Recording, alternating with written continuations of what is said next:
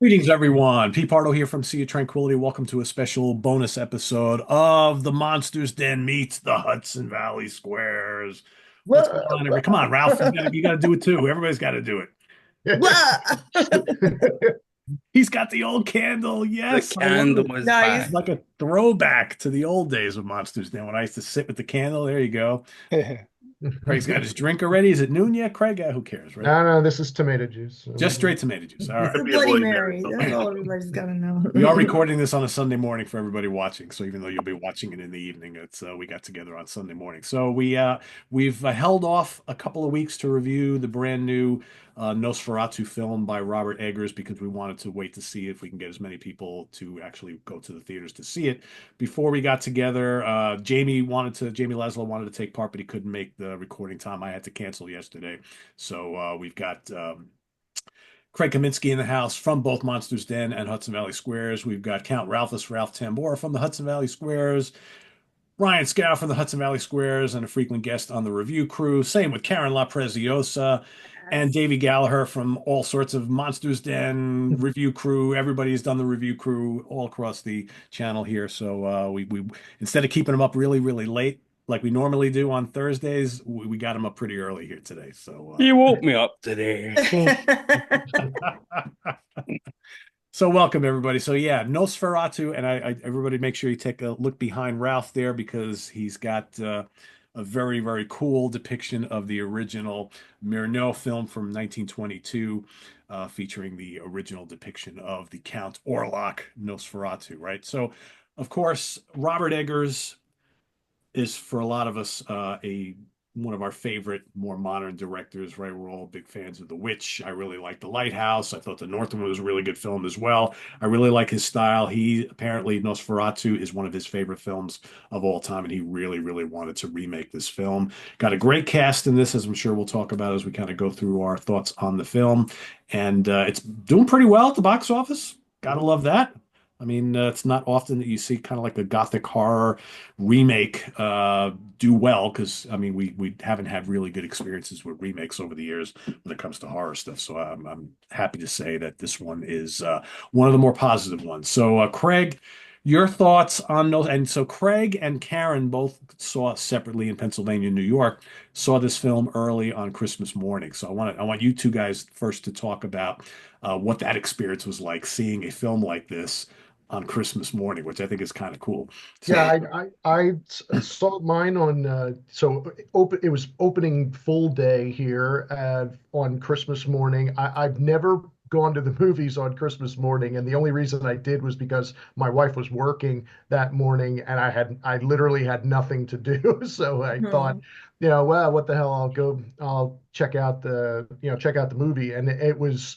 There was, counting myself, maybe 20 people in the theater. Obviously, no children there because not only it's a rated R movie, but it's Christmas morning, and I'm sure that they had other things to be doing there on were that. kids in my theater when I went, which I was my wife and I were kind of Wow. what? Yeah, exactly. Yeah, That wasn't a good, I don't think that's an no, age thing for not at children. all. No. But yeah, no, but I quite enjoyed the movie. I mean, I really enjoyed the attention to detail that Eggers had with the costumes and the settings, the use of light. I really thought was Oh, cool. amazing. With and or at first you think there's a lack of color, but then I saw some interviews with him beforehand where he said if you when you see things in the moonlight, you actually you see it more in black and white than you do in color.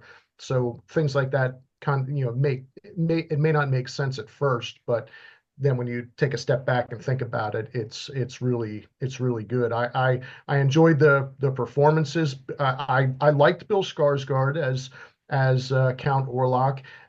Very physical, menacing presence because in reality he's 6'4", so he just would whenever he was standing next to, especially Lily Rose Depp. I mean, he just towered over her, and yeah, just I like the way that I did actually I liked the way that he looked. That again, seeing an interview with Eggers earlier, he had mentioned that he wanted to make him look more like a rotting count, you know, a rotting king in his castle, so to speak. And so when they did show some part of his skin or the back of his head, you could see like flesh was like had been picked off, and he was just rotting in that the way he looked. Of course, the at first the mustache, you know, seeing him with the stash and knowing what he looked like from seeing the silent version and from the 1979 version. First, you know, I thought about that and I saw him and it was like, huh, that's an interesting decision. But then again, taking a step back and thinking about it, it's if he's supposed to be a Slavic prince, count, you know, what have you, that's the way that they would look, you know, back then. And then when you see the villagers beforehand, I mean, they all look like extras from an Amon Amarth video, you know, with their big beards and, you know, and facial hair and everything. So it makes sense that he looked like that with the fur hat and the booming voice that he had with it.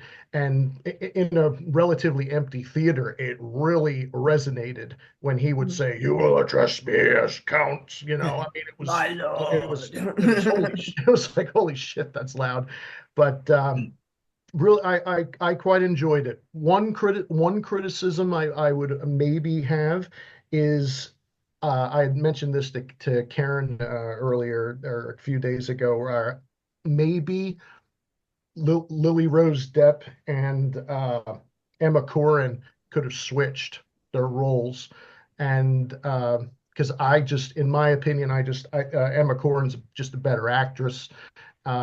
You know, I think she's more attractive too, but that's just my personal opinion.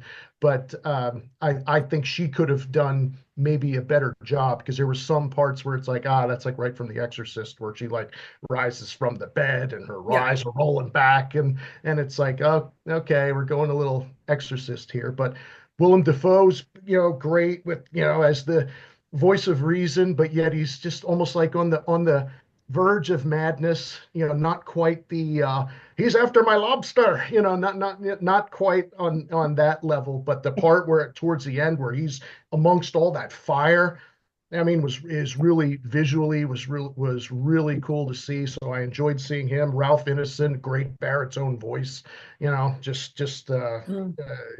very soothing almost. So yeah, quite enjoyed it. I don't understand why I've seen some things where people say, oh, it's kind of boring or whatever. I mean, it's very faithful to It the really is. original Yeah. and to the 79 version as well. So knowing that going into it, I know this is not going to be Underworld or whatever, you know, it's not that kind of movie, but for what it is, it's just I quite enjoyed it. And it was cool to see on Christmas seeing a movie like Yeah. that. Yeah. Yeah. So many modern audiences, horror fans these days, they want the jump scare every 5 seconds, you know, and Right on. that's not meant for this movie. And there were And some there in is the a movie. I couple mean, of the them. Yeah, there's a first couple of time you them. see him, it was like, or in the very beginning, she's having a dream or something, and he kind of like appears in front of her. It's like, oh, holy shit. You know, but yeah, I enjoyed it. Karen, what did you feel about the whole decision not to have Skarsgård look exactly like Max Schreck from the I 1922? liked it. I liked it. Everyone knows it's an iconic image. Oh, look at what's behind Ralph. I like the idea. I agree with Craig. It was true to the time. And I like that it was a little different. I mean, there were scenes that you could see in all three movies when he's cut his hand with the bread, the crosses on the beach and the dunes. I mean, there's definite loyalty to the original script. I mean, the whole basic story. But I liked that they fleshed it out a little bit more. I liked that he was more demonic than like say Warthog or Werner Herzog's favorite, version of like the sympathetic. I don't care. He was evil. It wasn't a love story. It was compulsion in a sense, and I liked it. I liked that it went from that angle, and a lot of people I've been reading online don't like the new version, the new look. but it expanded upon it. I just really liked it. And Ralph was saying before we went on, like it changed a little bit. And I like that. It's his own take. It's Robert Eggers' take on it. And it was so thought out, not out of place, in my opinion. I liked how, it made him look evil. Like he looked like a demon. And that's how I felt he was. This version is he's more demonic than the romantic vampire, you know what I mean? And I thought it fleshed the story out a little bit more. I thought it made it I thought it pulled it together. I liked that angle that he took. Do you agree? I mean, yeah, it's interesting because while you were kind of saying that, I'm thinking of the three films, right? So there's the silent film, there's the 79 film, and there's this film. And if you look at all three interpretations of the character, right? Max Schreck obviously was a silent film, so you don't know how he talked. You Right. basically had to play on that iconic, scary, creepy image. And then with the 79 film, he was actually very soft-spoken. Right. Similar look as Max Schreck, but Kinski was very, very soft spoken. And now you got this big imposing figure with this. I mean, I thought the accent was like amazing. And it's funny because when I went to see this, I completely forgot who was playing him. Right. The count, and I was like, isn't it that Skarsgård guy? And then he's on the screen. I'm like, wait a second, where is he under all that makeup? Because it doesn't look like him at all. And then Yeah. that voice comes out, and you're like, no, that can't be him. And then after Yeah. the film, I look, I'm like, it was him. And I'm like, I would have never guessed it at all. So, I but read completely that. different, right? Completely Yeah, different. I thought it was better. You know, Werner Herzog, his film has a lot that's really great about it. That Last Supper scene at the end when he tells the guy to arrest him, he's like, I have no arms. I mean, there's always that weird slant to Werner Herzog's, but I do like this better because I felt it was more evil. I felt it was more, And he there was looked like more an evil to it. animal when he was like feeding on like Yes. at the where he would bite the person like in the chest or That was so. a And bit Yes. different, right? that Doing it one right part, I here. mean, he's like down on like all fours. I mean, On his heart. that's like, yeah, that's like what an animal would do. I Exactly. mean, I liked it. mm. I liked it. And everybody's going to talk about the acting and the cinematography, which is You got one great. already. Yeah. Yeah. So and then we went early on Christmas for the most part because everybody wanted one of these, which is kind of Uh, cool. And I got caught up in it and I got one too. And who knows if I'll keep it or not. It looks good on the shelf right now. So yeah, it was fun. It was a great way to spend my Christmas. As I mentioned before, it's like first Christmas where I'm all by myself. So what a great way to spend it with some friends, people I really care about, seeing a movie that we're all excited to see. So I really liked it. which theater did you go to? I went to the AMC here in Middletown. Okay. I wish I could have Ryan went to see it at the Alamo. I think that's a great theater too. Yeah, well, I knew you went somewhere special. I want to go to Yeah. because I know Yeah. So going to see a film in a place like that usually is a different experience. So, Ryan, you want to talk a little bit about the whole Alamo experience?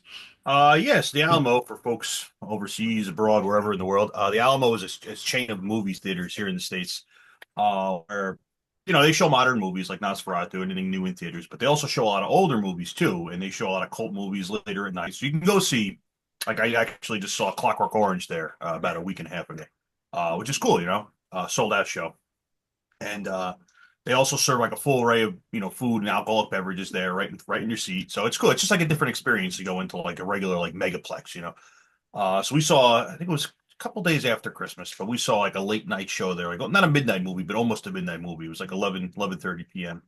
And yeah, it's like honestly, I haven't seen a movie in like the megaplex, like AMC in years, because every time I would go there, it's like 10,000 screaming kids and teenagers, and it's just this fucking din. So I kind of gave that up. I'm glad you didn't have that experience, but like I had to give that up because Yeah. it rendered a lot of movies unenjoyable to me.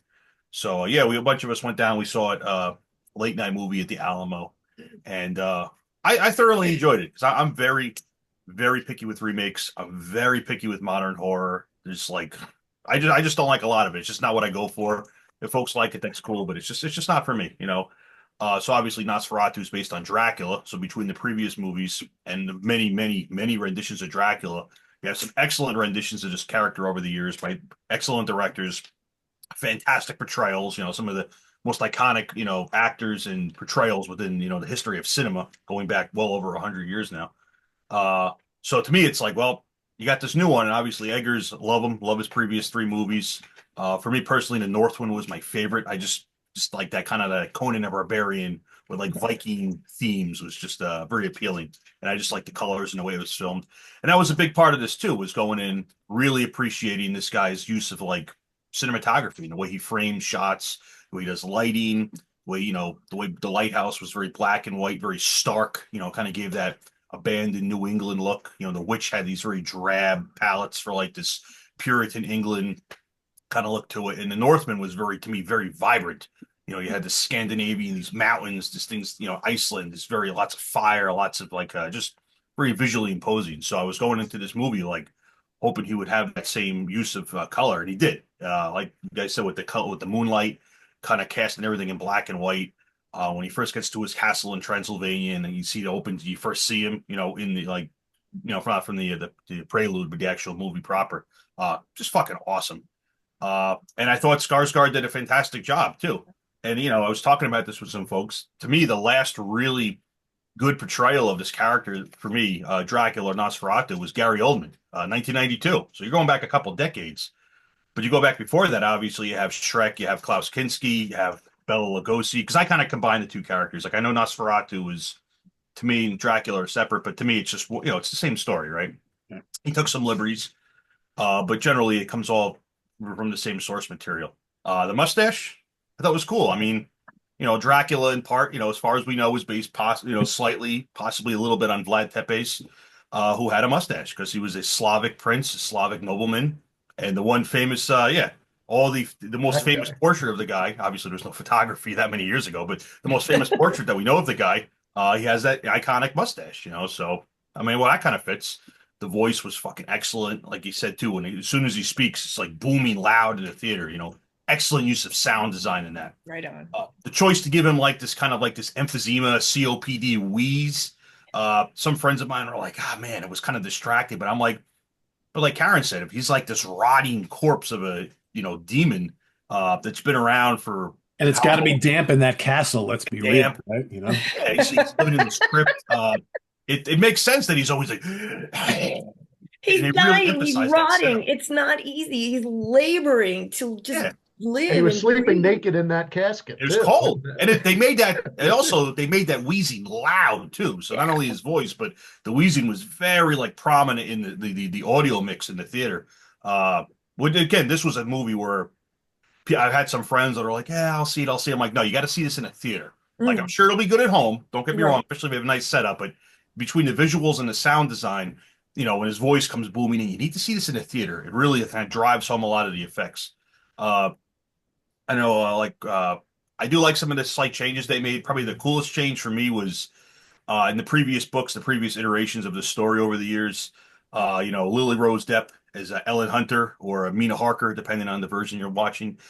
He comes to England, obviously, and he, seduces her, bites her, starts to turn her. In this one, they put it as he's been with her whole life. Is like this demonic presence, right? Which I thought was cool. And I'm thinking, like, I don't remember that being a strong plot element in any previous iteration. Like, obviously, he comes, he sees the locket, so that's always there in some form. But this facet that he's been there her whole life almost as like this presence, like it was always me, I was always there. I'm like, that's cool. That's a unique twist on it. Bram Stoker's Dracula had that angle, I don't think I don't remember him emphasizing it to the same degree though. Like it was a really prominent plot point that they hammered in this new one. She was a reincarnation of his wife in Bram Stoker's Dracula. That was quite a large so part. it goes. That's right, I gotta go back. It's been a minute since I read the book too, but yeah, me too. The only thing I guess negative thing I would say is the few scenes they had on the ship at Demeter were really cool. And that's always one of my favorite parts, the captain's log, those chapters in the book, or the chapter in the book, sorry. And they seem like they went through that scene fairly quickly, especially because it was really wondering long. if we did that though, because we just got that other film a year or so ago, but the voyage of Demeter. And I get that, but like that's got nothing to do with him. I haven't even seen that movie yet. So as far as I was concerned, like that shouldn't have been in any way a consideration, Totally, if he had made the movie or like it was even his production company, which it might have been, but the way they handled it was very cool. I'm like, God, this is cool, like especially the parts where like the captain lashed himself to the wheels, like the last survivor. Yeah, yeah. It was a fairly quick scene, but whatever. And Lily Rose Depp's to her characters was some of the way she was really freaking out. It definitely reminded me a little bit of Isabel Johnny from Possession, which is one of my favorite movies. So I'm like, I just, having these total freakouts. Because I had some conversations with people and I'm like, oh man, she really like hammed it up. It was like way too over the top when she was in the throes of like this demonic possession. I'm like, I don't know. I thought it was appropriate for the character. I did too. And Isabella Gianni was the character in 1979. In real yeah, life, yeah. so there exactly too. It was very, and obviously in Possession, she really, especially that scene in the subway where she's freaking the fuck out. It's awesome. It's just, Yeah, but in Nosferatu with Werner Herzog, she was Lucy. She was that character. that's true. Yeah. Yeah. So, and I feel like I don't know. I haven't read any interviews with the modern cast to see if Lily Rose really how much she based it on that, but it was cool. So I enjoyed it very much. I still consider The Northman probably my favorite Eggers film, but this is up there with, and I'm glad it's doing well too, because sometimes you see a movie like this, and if it tanks at the, in the theater, it really kind of like hinders the possibility for like further movies from these guys, or because a lot of this comes down to money. Unfortunately, these things are so expensive to make, and that can torpedo a guy's career. It can really put the stops on a lot of this. So I feel like as popular as this has been, it's going to open the doors for him to keep doing cool movies like this. Is my hope. I liked Lily Rose Depp. I mean, Elizabeth Adjani or Isabella Adjani, she was great. But I like the fact that Lily Rose Depp was an ingenue, so much younger. I thought that applied very well to this. Yeah, she did a. Yeah, I like her youth, I had one conversation with a friend. He's like, the only thing I didn't like was whenever I see William Dafoe, all I can think of is like him just being William Dafoe. It's like I can't picture him as anything else than himself. It's like one of those guys, like you see like Schwarzenegger in a movie. Like no matter what role he's playing, like, oh, he's Arnold Schwarzenegger. It doesn't matter what he's doing. He's just the guy. And I'm like, I feel like he blended in pretty well. Yeah. Well, how about him playing Max Shrek in Shadow of the Vampire? Right. Which is a very cool movie too. Yeah. And he does a very good job blending in that. Like that's William Dafoe. But that was long enough ago where he wasn't yet as famous as he is now for being like this, plus the internet, unfortunately, has kind of turned him into a meme in some ways. I consider myself something of a vampire myself. But yeah, I enjoyed his character too. It was like the Van Helsing-ish kind of character from this. So I thought it was very good. I enjoyed it thoroughly. Fortunately, I only got to see it once. I intended to see it at least twice, but did not work out that way. So It's still in theaters. is it? Mhm. Oh, Depends, doing depends where good. you are, yeah. I just got to get to the theater. That's the problem. We're going. Yeah. Ryan, after some of your comments earlier, I'm thinking you would be a prime candidate to go, since you don't like going to the regular theater chains anymore for all the obvious reasons. You should be going to the exhumed 24 film hours. festivals in Pennsylvania that Chris and Craig and I That's go a to. lot of movie. That's a lot of No, movie. but they have shorter ones. They have the You can 6 come and film go. ones. And, Yeah, you can come and go. And Yeah. I see Scowl all the time at the Rosendale Theater I that was we gonna go bring and that we up. watch all the old Yeah, the old Rosendale. classics. There's one in actually. So speaking of this, more on the subject. Last year, I went up to Woodstock, New York, at the Tinker Street Theater, and they showed the 1922. So usually that's played or accompanied, but you have like a chamber music piece, but like cello, or somebody's got a Wurlitzer, something like that. So they had this musician come in, and he did this very. It was all electronic, but like in this very dark and menacing way, like not like techno, not like EBM. It was like Cold Meat Industries, like Skinny Puppy, Frontline Assembly, Throbbing Gristle, like this very dark, like pulsating soundtrack. All composed original. Like he had all his stuff set up and he was playing along to the movie, so it was all synced up to the film. Loud as shit, which was cool. And we're just watching the original 1922 with like this like overwhelming like this menacing soundtrack going on. And it was afterwards I went up to the guy. I'm like, I've seen this movie many times. I've seen it with Wurlitzer, chamber music, and this was like by orders of magnitude the coolest rendition I've ever seen. It changed the whole movie. It gave it a whole new mood. And I wish I could have like captured that and watched it at home, but there's no recording of it, unfortunately. It was just I saw a version of the silent one with pipe organ accompaniment a few years ago, and then this was the print that I Nice. got. Awesome. That's cool. Of the Cool. of Yeah, usually that's how it is. It's like a everything, period appropriate music. So it's like pipe organs, Wurlitzer, or whatever.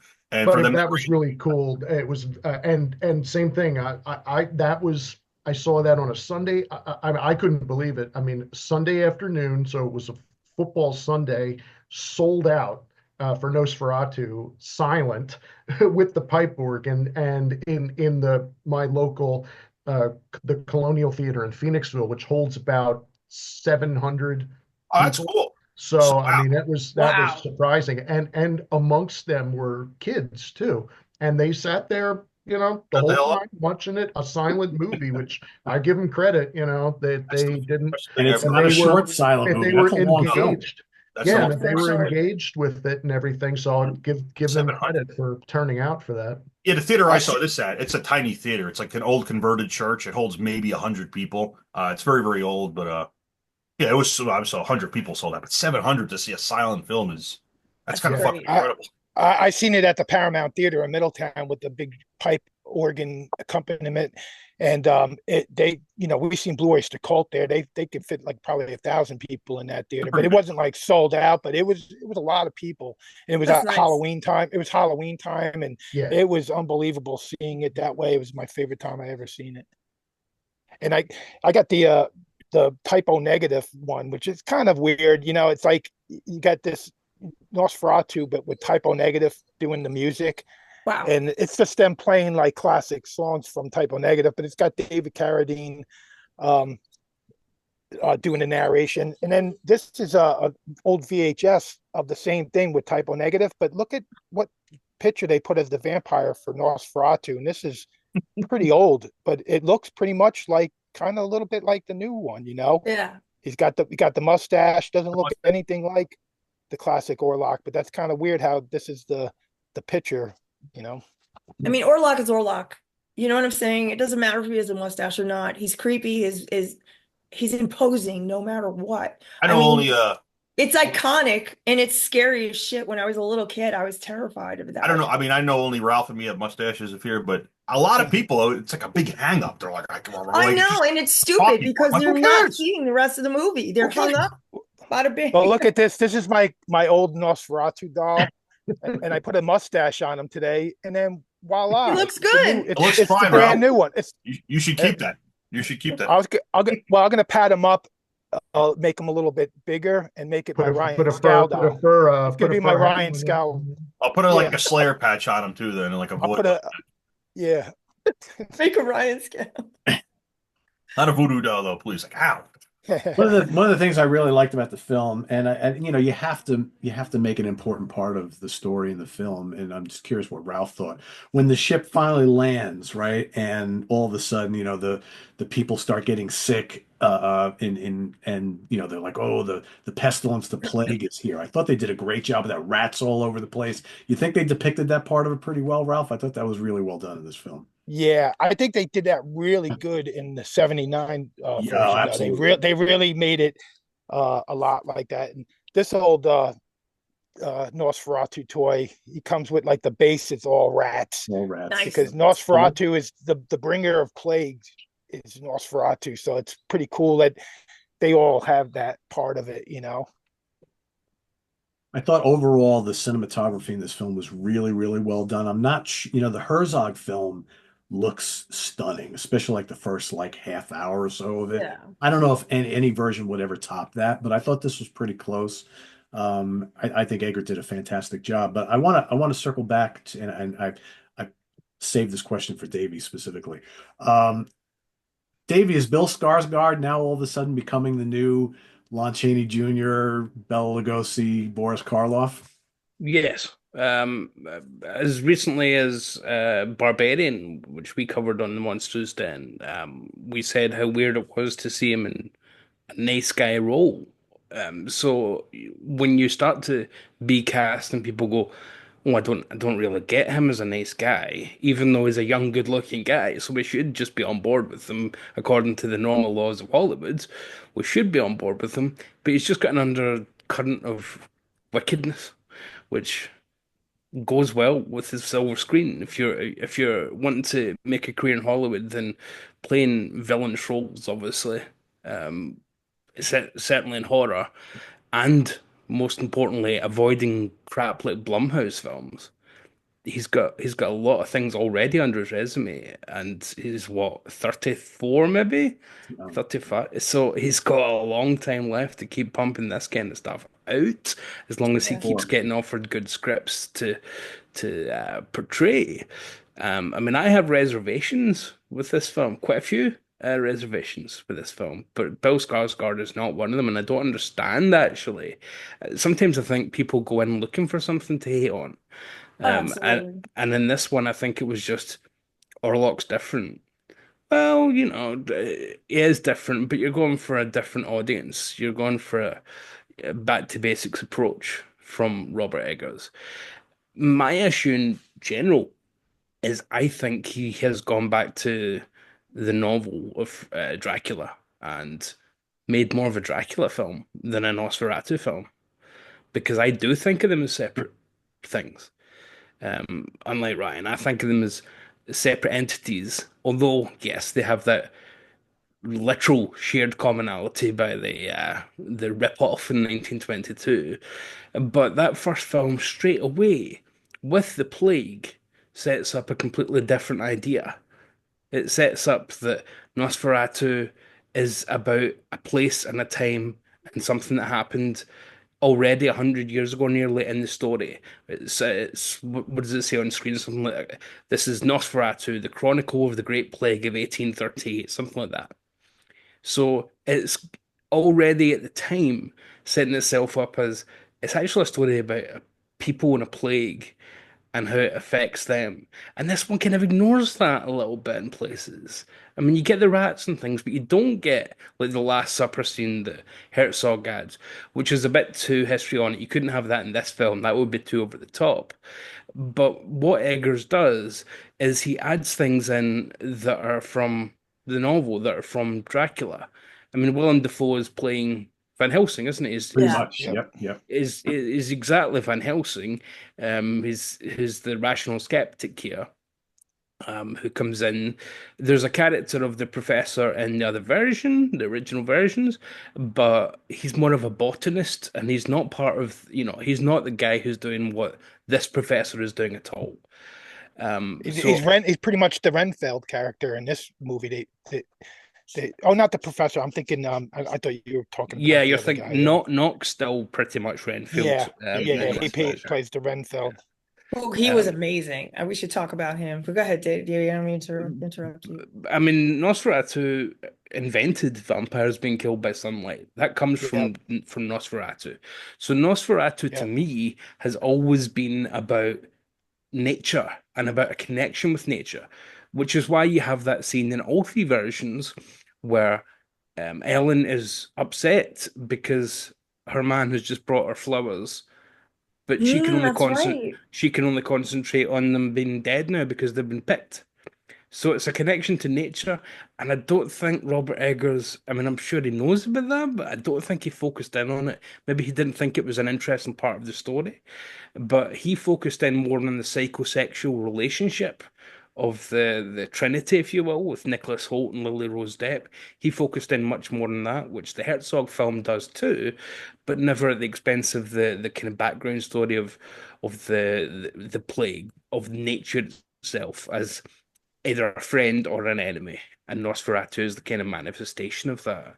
But I mean, he does play his tributes. He has, we've mentioned a few already, but he's got things like some scenes having sepia openings or blue tinted openings, and then going into proper color palette a few seconds in. But I do miss the Chronicle of the Great Plague and whatnot. Um, in the original and in the 79 Herzog, Nosferatu moves in over the street from them. I mean, that's how much of a physical presence he is, where he literally can move into the house across the road from you. Oh yeah, they didn't Um, do that in they this didn't do anything like that in this. And again, I'm not saying that's a bad thing because you want to do film. something new, but they couldn't do something like that in this because this is such a different, more imposing version of Orlok that you can't imagine him just wandering around with a coffin over his shoulder the way we've seen in the other two movies, just like Yeah. Yeah. getting on with my stuff. That's so classic in the first film. He's just running around the courtyards. He's And it's great. It's because it tells you he must be superhuman because we know that stuff with Earth. So and it's sped up and whatnot, and it's in the Herzog one too. So it's a little bit different that this Orlok can't do that because he's so supernatural in this new version, where he's almost in their minds. He almost I doesn't love seem that to, part. he doesn't seem to exist on our plane, which is a perfectly valid way of doing it. It's just, again, I think he's kind of made a Dracula film more than he's made a Nosferatu in a lot of funny places. enough, Davey, when we walked out of the theater, my wife said to me, she said, "Why did they just call this Dracula?" Because it was basically just a remake of Dracula. And I'm like, well, but even the original Nosferatu has a lot of the Dracula tropes. But yeah, so I see to her point, that's exactly how you saw it as well. Yeah, because it's that battle against nature. Jonathan Harker having to so I'm giving him his dead name, if you will, from the novel. But the Harker character, which Herzog did revert to, he gave them their old names back in the 70s. It's Mina, it's Harker, it's Renfield, it's Dracula, even. It's not Orlok in the 70s version. Um, they go through a horrible time, and you see the streets not just infested with rats, but you see the amazing scenes in both the earlier versions with the coffins, some of the best looking things in the whole Oh movie. yeah, yeah, yeah. That great shot in the 79 one where we see them coming in different directions. It looks like a music video, coffins coming from every direction. And there are coffins in this, but they're in the background. It's kind of in the next street over. It's almost like he's saying to us, and again, I think this is quite clever, is saying to us that's still happening. It's just not the story that I'm doing here. So what you like there, it's still happening. There's your coffins We'll from hint at it. 1979. But we're talking about a different thing happening here. Because again, this Nosferatu, this Orlok, he's not going to move into the house next door to you and, give you a wave in the morning as you get the paper, Yeah. is he? But that's literally what we see the original Orlok do, and the 79 one, especially Klaus Kinski. He moves in, and then they just look at the window every so often, and he's just sitting there, like, hello. You can't imagine that with this one. It's just so different. It's so possibly demonic compared to what we've had before. But does it Um, need to be that way, Davey? Does it Yeah. need to have him? I mean, he's so imposing. He's there in the right times. He comes to her whenever he well, feels like. that's why I think rather than even make Nosferatu or Dracula, I think he should have made an independent film that's got no relation to either one, that happens to be vampiric in nature, and concentrate more on the theme that he clearly is interested in, which is the psychosexual relationships. Because as mentioned, there's so much exorcist stuff at the start where and she's grown up with a hunger and a thirst of her own, subconscious, for Orlok that she doesn't even recognize. And it's a kind of, again, an animalistic thing. And then Orlok, this makes explicit what has been subtext in the previous films, that Orlok has his way with Nicholas Holt's character in this one, but in previous versions it's kind of been alluded to. In this one, it's not just alluded to; it's pretty Mhm. explicit. He's grinding against Nicholas Holt, old Orlok. So when he comes back, when he makes it back, she even accuses him, like she would accuse him of having an affair. Like, oh, you love Orlok more than you love me, don't you? No, it's not quite as soap opera as that, but basically she has that conversation with him towards the end of the film. So it's a very different way to focus on Orlog, but that's fine again because Herzog did that too. If you remember the ending of his version, where Jonathan Harker, as he called him, he went back to the old name again. He becomes a new Nosferatu and rides off into the sunset. So people would no doubt have nitpicked that in 1979. Like there always has to be a Nosferatu, and Jonathan's the new one. And I'm sure that pissed some people off back then. But again, I think I mean, everything about this film is gorgeous, insanely so. Every single picture in it, every shot could be a screensaver. Mm. I miss a few things. I miss the iconic shot that's been in both versions of the Demeter coming into harbor, and then the church in the background. It overtakes the church, telling you that prayers are not good for you now. Orlock's here. The church is no use for you whatsoever. That iconic shot. And I do miss that part in the Demeter where Orlock, we don't even need to see his rampage, but we see from the ship's hold, we just look up and we see Orlock just standing there looking absolutely menacing, which is maybe my favorite title card in silent cinema, where it says, "The ship of death has a new captain." And yeah, the ship of death has a new captain. Again, it wouldn't quite work in this. I mean, like, because he's more of an idea in this version. And I like that he's a metaphor for their sexuality and repressions of the time and whatnot. It's a very different take on vampires for Dracula, for Orlok especially, but not particularly for vampires overall. We've seen lots of different ways to talk about sexuality using the penetration of a vampire's bite. But he put in enough to say, look, it definitely is Nosferatu, so I'm not quibbling with that. And he made, which is the most important thing, despite any nitpicks, he made a really good, really, really good gothic horror film, which is ultimately the goal of the thing. I think Willem Dafoe's a little bit too over the top. I think he's a bit silly for it, to be honest. He wouldn't be out of place as, I don't know, a Burgermeister in one of the later Hammer films, twirling his mustache or something. Although I was quite happy they mentioned a Burgermeister in this. So I'll report you to the Burgermeister. I think love a good Burgermeister. Master There Burger. are, we always have them in Hammer film, don't we? A Burgermeister. So we get a mention of a Burgermeister, but we don't see one, unfortunately.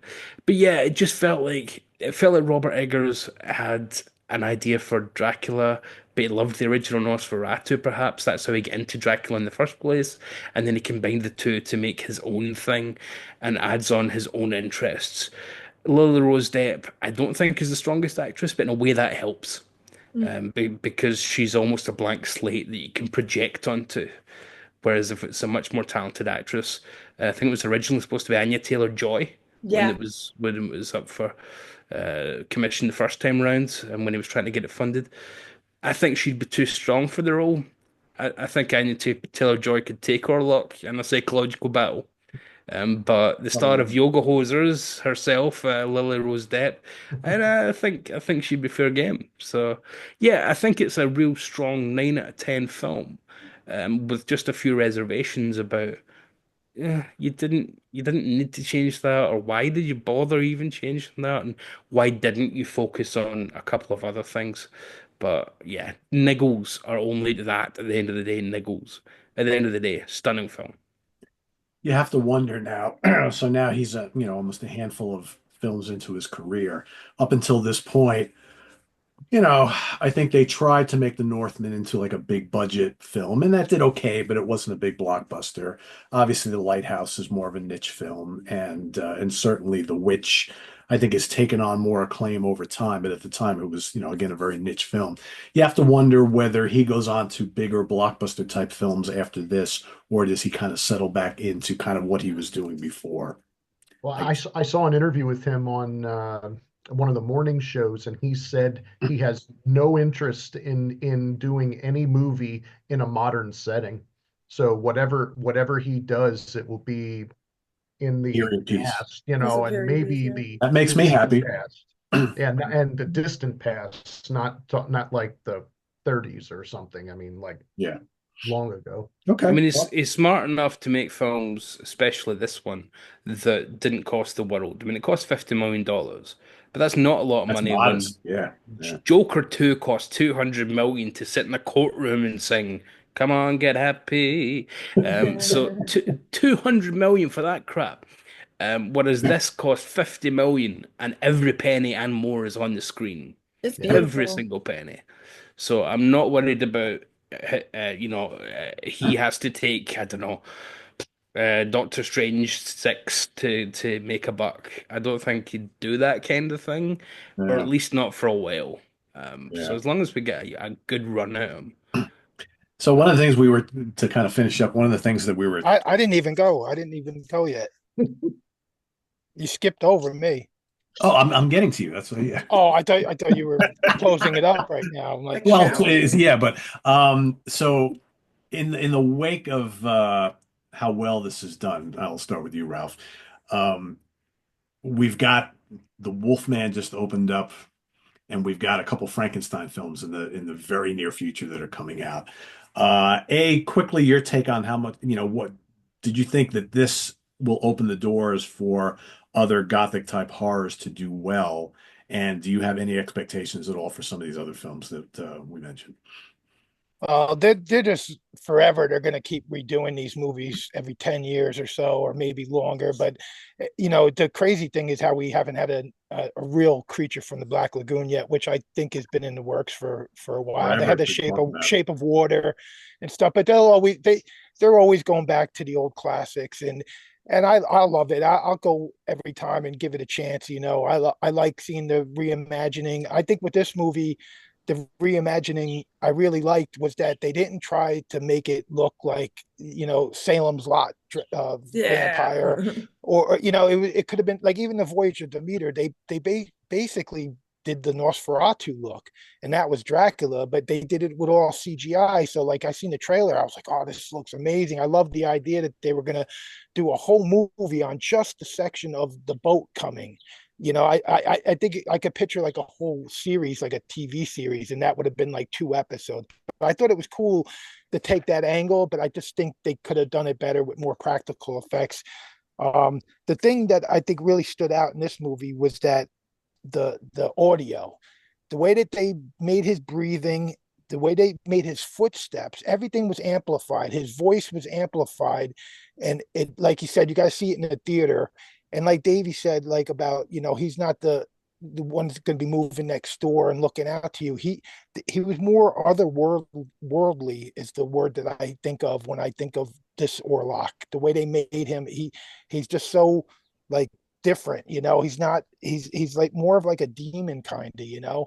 But yeah, I think they'll always keep trying to remake it. We'll get another Nosferatu in 20 years or so. They don't come up with as many original ideas, but I like it when they take a different angle and try not to make it exactly the same. Same thing with like I was saying earlier before we started. It's like when a band covers a song, you want to see the band do their version of the song. You don't want to see them do an exact version of the song that they're copying. It's like that's boring as hell. You want to And give what's the it, point? yeah, give it your like angle on it. But yeah, overall I think this was great, and I'll always go to these. I want to see the new Wolfman. I mean, the trailer doesn't grab me, but I got to judge it myself once I see it, and I'm a fan of these kind of movies, and I'll always keep going. A lot of the people dog on the modern horror, but there's a lot of good stuff out there right now. You just got to give everything a try. You can't just judge it before you see it. So I would recommend people go out and see this movie. Yeah, we kind of bust on a lot of the modern horror on the Monsters Den that are from specific studios where they're very cookie cutter filled with jump scares and stuff. But I think if you're really looking, Blumhouse. Well, yes, thank you, Davey. I wasn't going to say it, but I knew someone glad would. you said it. Yeah. But there are plenty of really good modern horror movies if you just go out and find them that aren't that. They're out there. But yeah, we're going to be getting these remakes till hell freezes over. It's just the way it is. But to Ralph's point, it's like I think a lot of us are ready for a creature from the Black Lagoon. I'm Oh glad yeah. Ralph said it too. The one thing I was watching when I was watching this that I was kind of like hoping they wouldn't do, and they thankfully didn't do, was the emphasis on CGI and like green screen and all that, because that Yeah. that that takes me out of a movie Yeah. almost instantly. Yeah. It Uh, ruined the Voyage of Demeter right away. It was I didn't just see that like, one yet, but the preview kind of had that. And it's a different thing, but I still remember clear as day watching back like almost over 20 years now, watching one of the sequels to The Matrix. And I'm like, I'm watching a fucking video game. Like, this is a 0 out of 10 Mhm. steaming pile of shit. I'm just watching some little kid play video games. Like, this isn't even a movie to me. And it's only gotten worse over the decades where, like, I think I saw like one of the Hobbit movies, and I'm like, it's just all video game shit. This is not even a movie. It takes, I know some people have different levels of tolerance for that, but it immediately like takes me out of the film completely. So to see this one where it doesn't have that, everything's very practical, very tangible. It's like everything the actors are interacting with. It's like you could touch and feel. Uh, it puts me in the film, and I was glad that Eggers, you know, I didn't research all the background of the specifics of filmmaking, but everything looked very real and tangible and like tactile and that's for me personally that's huge and that's one of the things that kills a lot of the modern remakes, a lot of modern horror and a lot of modern movies in general is that Yeah, aspect. And this I is know it's certainly not filmmaking. cheaper because the CGI budgets for these movies, like you see this the credits at the end, like they credit hundreds and hundreds of people Oh yeah. and stuff. It's So lazy. It's lazy. it's It's not filmmaking. It's it, not cinema. and it And balloons to over 100 million easily. Like when you have these monolithic movies that are like yeah, all computer animated, it's not like they're saving fucking money by not making practical effects. I know when they did I don't want to go off the rails here. When did that 2011 remake of The Thing, and it was all CGI. I'm like, this is indescribably fucking stupid horseshit. It's so fucking stupid compared to John Carpenter's version or even the original Thing from Outer Space. So Yeah, although I don't think there's a version of the thing that could be made that pleases people like us that love the thing. It's always going to suffer from prequelitis. well, And that's true. I the director did want to make it practical, had He did. started to make it practical, yeah, and then the studio said people don't want that in this day and age. They expect more. They do, and you're Um, right. And I remember which seeing all the practical effects they were making. I'm like, this could be yeah. kind of cool. And then at the end, they just, the producers came in and stomped on them. But To go to one well, thing of the Ralph mentioned, Voyage of Demeter. I liked the part of that film, but in general, I thought, oh, you've missed the boat. Pardon the pun. Um, I think the best version of that is I don't know how many people have seen it, but I think it was Netflix who put it out over there. Over here, it was the BBC that made it. The Dracula three-part miniseries from 2020. yeah, I seen yeah, that. Yep. that's cool. Episode two of that is all the Demeter, and it it's was good. Yeah. an hour and a half of just Dracula, basically doing an Agatha Christie. It's just picking them off one by one, getting to know them, and then I've got to see that. Yeah, turning I them have to And see against that. going, That each other. sounds awesome. yeah, it's still up He's there on Netflix. You can Is it watch that. really? Okay, I Yeah. got It's you. bro. Part one of that, Pete, is one of the best Dracula things you'll ever see in your life. It's so good. Part three, it falls And, off, but and the meter part of that was what actually parts one and very two are good so good. portrayal. Yeah, So Nice. I yeah. and think you would. going back to what Pete asked me before about, like, you know, look, would we go to the newer movies coming out of doing the same thing? This is like what I like them doing is like the idea of the Voyage of Demeter, and even like Renfeld. It's like you're taking Dracula, but you're making a different movie on the character. This has really nothing to do with this is a modern day story, but I think that's what we're going to get a lot more of. Is you're going to get. I mean, you already had the Van Helsing movie with what's his name there, so what are we going to get next? A Mina movie, or like they take one character, and I think we're going to get a lot more of Well, those, isn't Del which is Toro cool. doing? Isn't he? Is he the one doing the Bride of Dracula, Well, yeah, Frankenstein? that's the he's doing Frankenstein. It's the one I sent you the pictures of that I got to see the shooting in Glasgow with Oh, Christoph cool. Waltz. I put those in the Monsters Den chat. So that's out on Netflix. So it's going straight to Netflix, I believe, which will be good to see. I mean, it really depends on the director, doesn't it? I mean, saying, oh, do you think we'll get more of these old films? I mean, if they're bad, who cares? But knowing that it's Robert Eggers or Guillermo del Toro, then we know we're in safe hands. This will be That's fine. yeah. This will be fine. I'm perfectly happy that Eggers would take something like Nosferatu, put a little bit of a spin on it, Me and too. something that you can enjoy. Unlike what most, if any of you saw the new Salem's Lot, which was, as Davey would say, shite. I would not. Compared to the old one, where they did try to do almost like the same thing. It's like, well, I'll take the original, I'll take the idea from that and put my own little spin on it.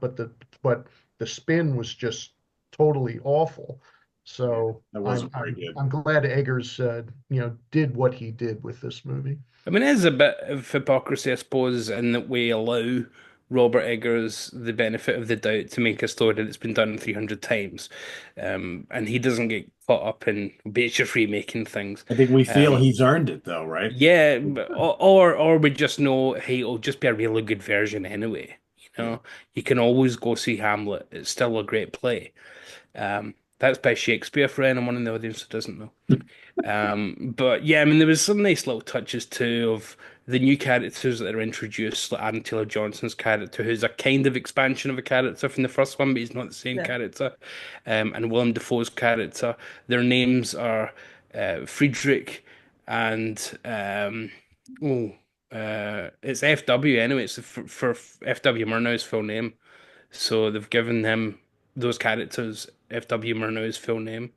What is his name? Friedrich Wilhelm.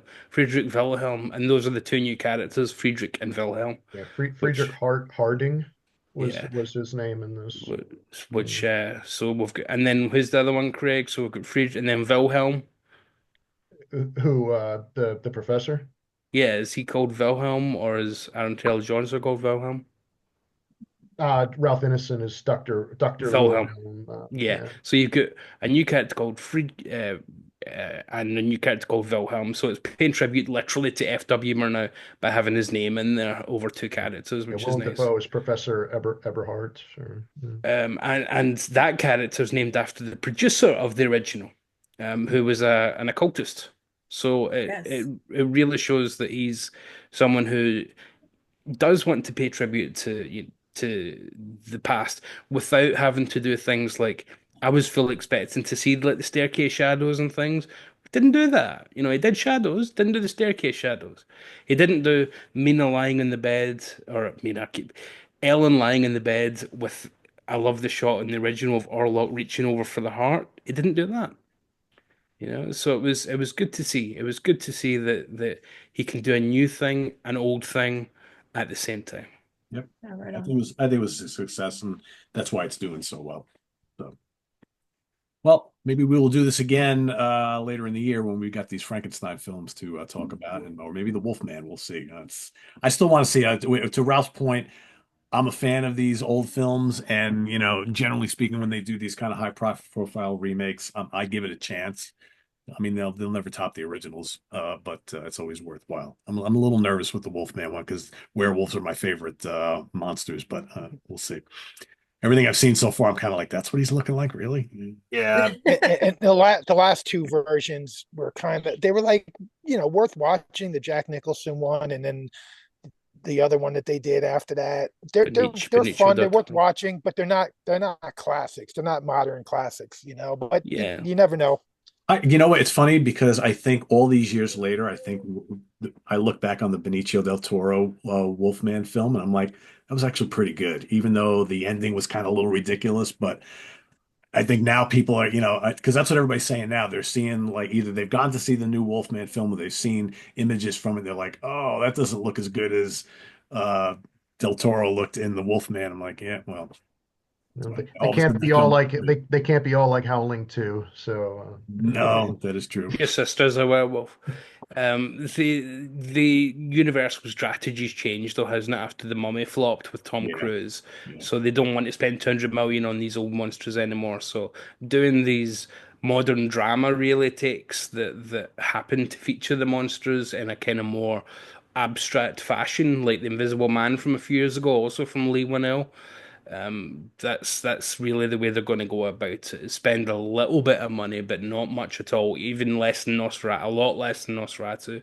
And you can't lose money when you're making films at that level. When you're Universal or Fox or whoever, if you just pump marketing in it, you'll win. Pete, Werewolves is a good new movie though with Frank Grillo. Werewolves is quite a lot of fun. So I'd recommend that. Yeah.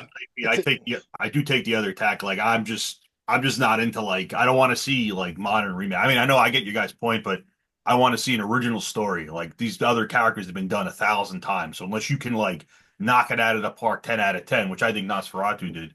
But there's hundreds of other vampire movies, though. It's There are. not like you got plenty to choose from. I Yeah, think right it's a on. real shame about the Mummy failing the way it did because I thought that was going to be such a cool concept to have a continuing story with like the Tom Cruise character going against like all the the classic monsters. Because like at the end or some part in that Mummy movie, I remember there was like a the creature from the Black Lagoon's hand was in there. Like so, you know that that was coming, Yeah.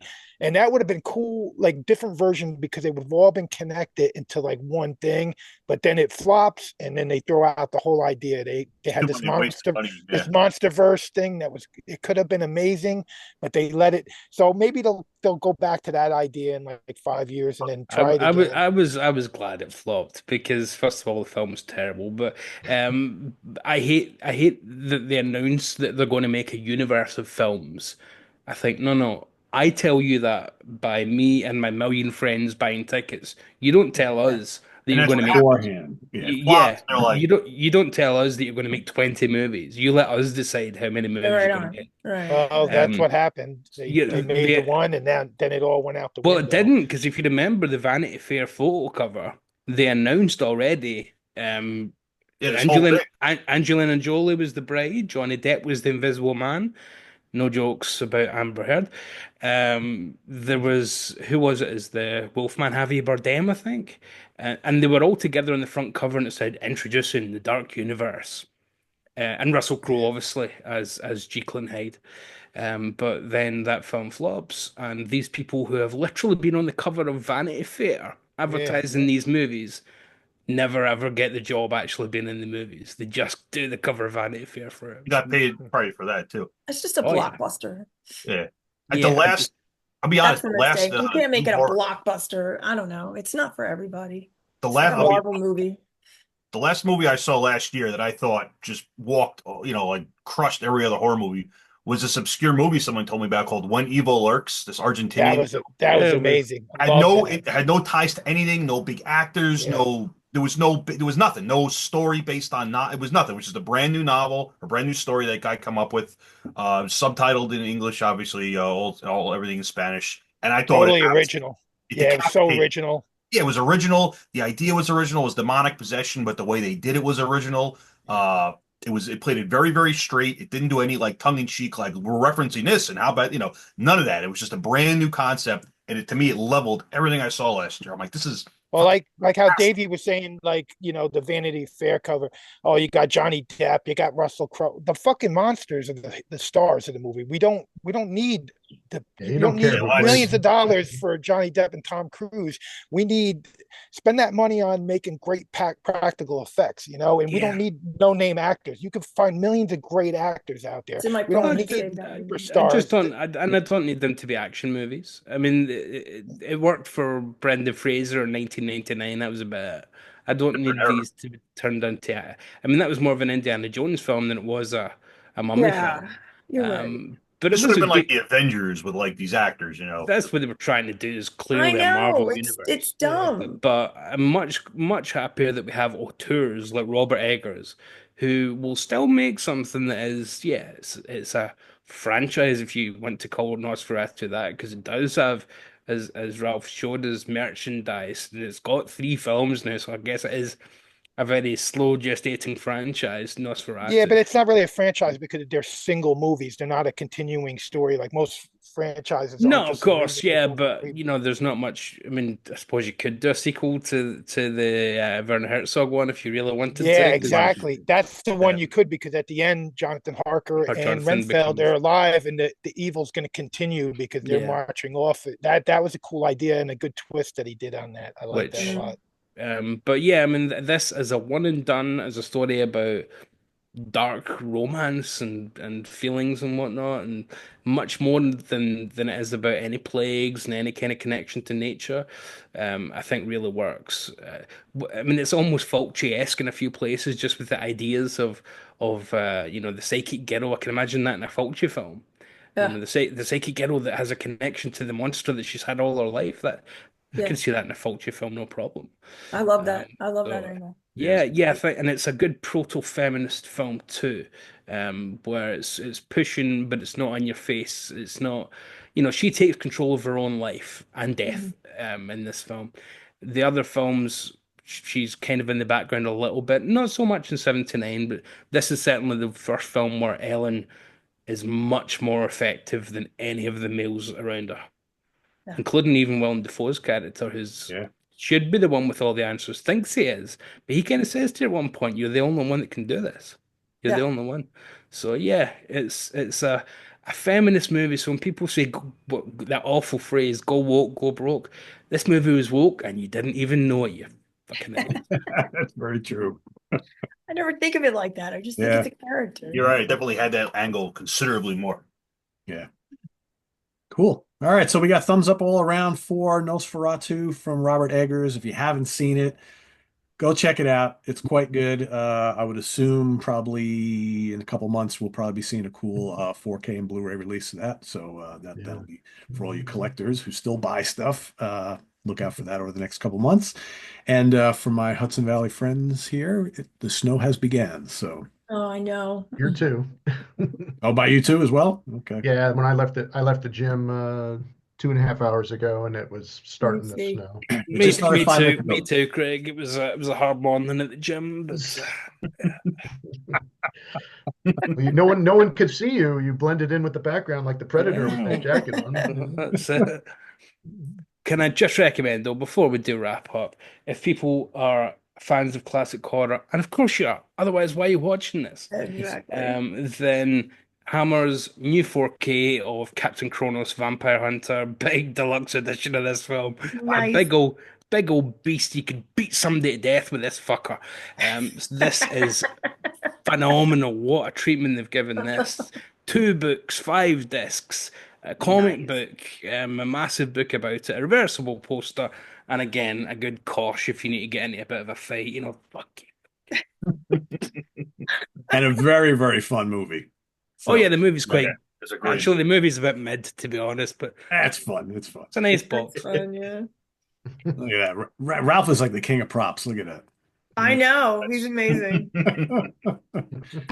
Very This cool. is a Dracula mug that I bring back from Transylvania, and look at how the Dracula looks on this. It's like Very different.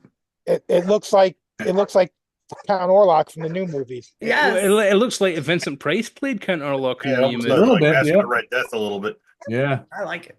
Do you Give him a know? little more hair, and he almost looks like the Gene Colan version of Marvel Comics from the 70s, right? I wasn't a fan of the Coppola film growing up, and then when I saw it again, maybe 10 years ago, I thought this is fucking brilliant. This Yeah, is good.